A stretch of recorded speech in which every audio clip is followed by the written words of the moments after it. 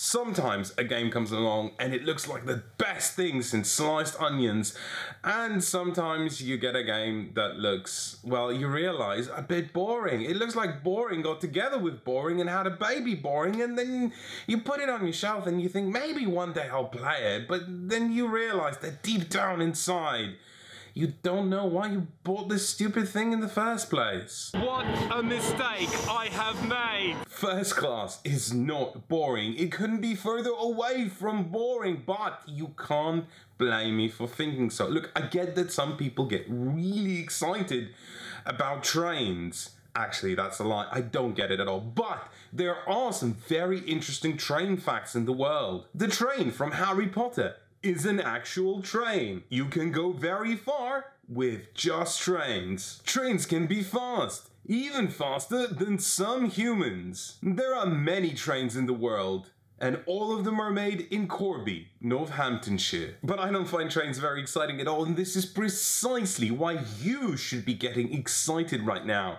Because if I find this game amazing with the most boring theme in the world, then just imagine what it would be like if you actually liked trains. At First Class might seem a little bit convoluted because you're building a train right here, but then you're building a second train for some reason, and then this carriage, which is your train carriage, is somehow supposed to fit on this tiny train line. That's never ever going to work. It's just going to demolish it. And on top of that, you have this little tiny train that is also the train that you're maybe built. Look, I know it looks confusing, but actually it's not. And all that you really need to know is that First Class is a game about trains.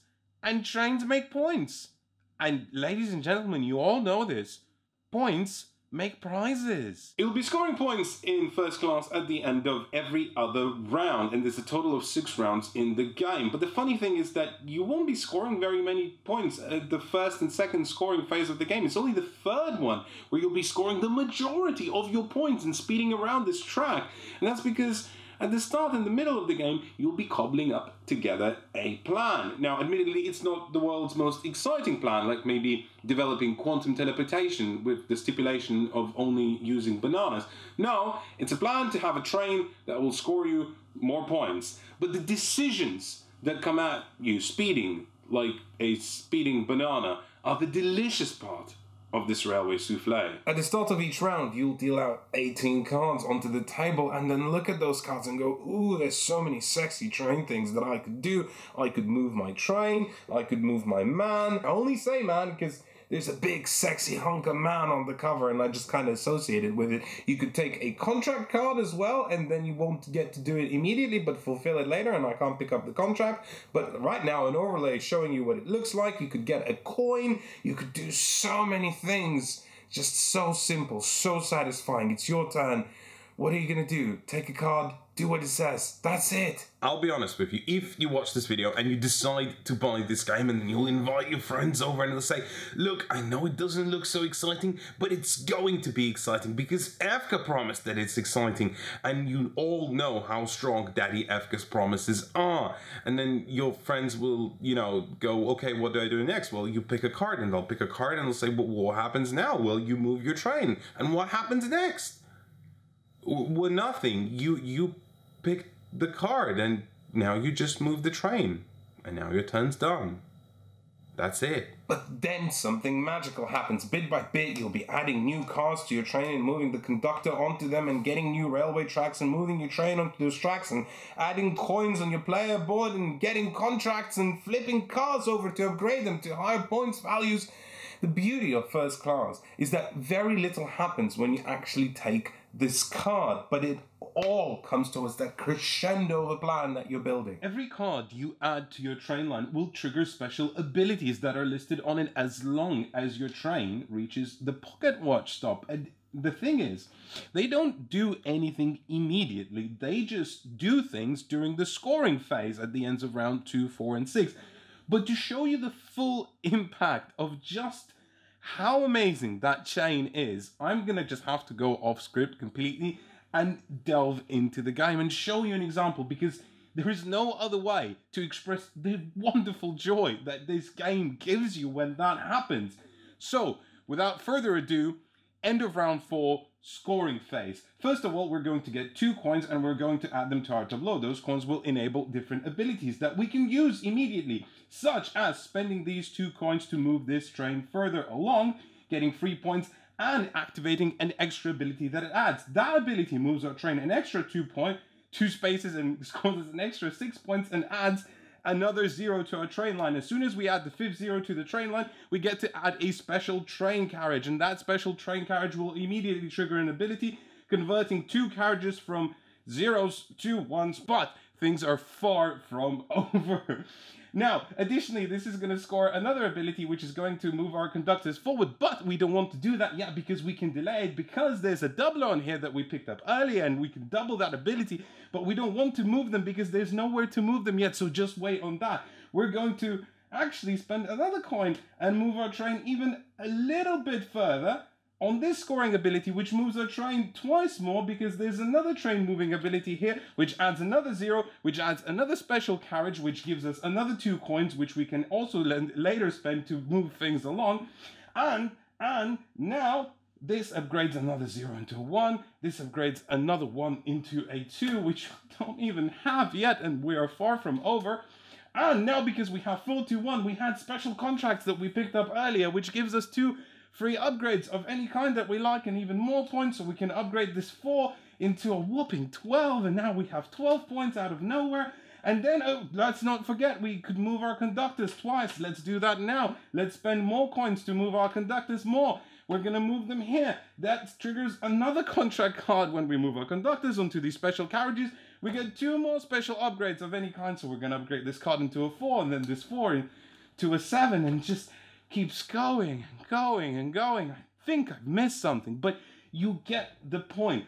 All of that happens immediately, and you have the satisfaction of figuring this out in any haphazard way that you choose. It would be easy to dismiss first class as maths, as staring at your player board and figure out the best action to point ratio solution, and there's certainly elements of the game that reinforce that, but it's not quite it. Remember these spunky contract cards that I briefly kind of went over in the previous scene, as convoluted as that scene was? Well, there's special actions that you take from this tableau, but I can't actually take it, but you don't do the action immediately. You delay it until you actually meet the criteria, and when you fulfill it, you go in and cash in and do whatever it says you can do.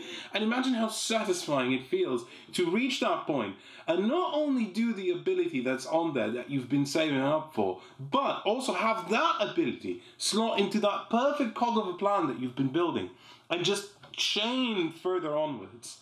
So good. But here's the thing, it's not just maps. First Class comes from the same designer as Russian Railroads, and whilst that game was largely maps, and the similarities are quite apparent, there is one key difference. And that is that First Class is not a worker placement game, meaning that the options between round and round are not static, because you draw from a deck of cards and you never know what's going to come out. And then you take your card and you can take the card that you need exactly, but you still have that element of worker placement games where, well, I might take the thing that I need, but actually, if I just hold off on that and pray that no one else takes it, I could block an action that my opponent wants to take, ensuring that I get it before they do.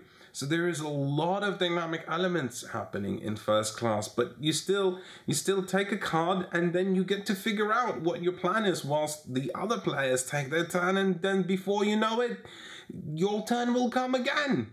Unless, of course, someone takes a long time to decide what they want to do, in which case you'll just have to wait, like a good conductor. This action selection mechanism from a pool of ever-diminishing cards is about as new in board games as Monocled Bald Men. But just because it's old and not particularly innovative doesn't mean there's anything wrong with it. It's a bit like sriracha sauce in a beef burger. Sure, it's by far not the main ingredient, that would be pickles, obviously, but it does transform it into something different and of its own, and gives it a little bit of, and it gives you that anticipation of watching your opponents and, you know, trying to see what they're going to do. Are they going to take the thing that you weren't going to take, or maybe they're going to leave it to you? Oh no, they're about to take, oh no, they're leaving it alone. Yes, it's so good. Oh, it's changed his mind.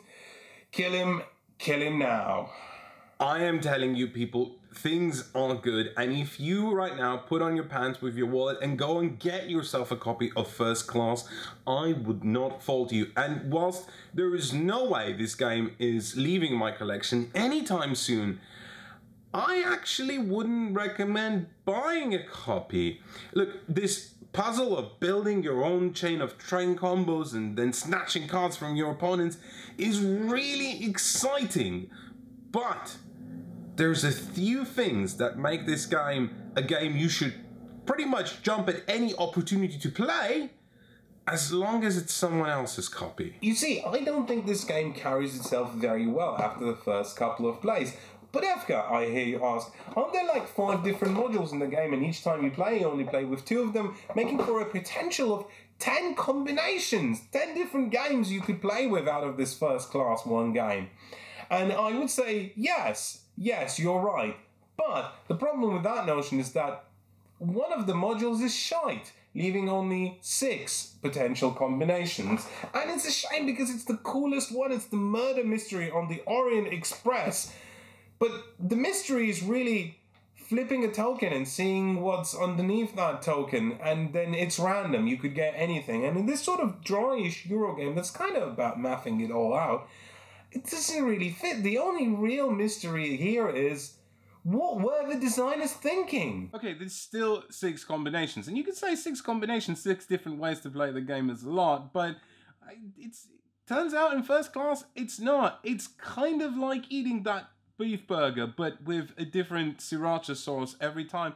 And sure, you know, it's nice, a hot sauce is a good thing, but there's only so many times you can eat a beef burger until you're either friggin' tired of it or the hot sauce burns your kidneys out.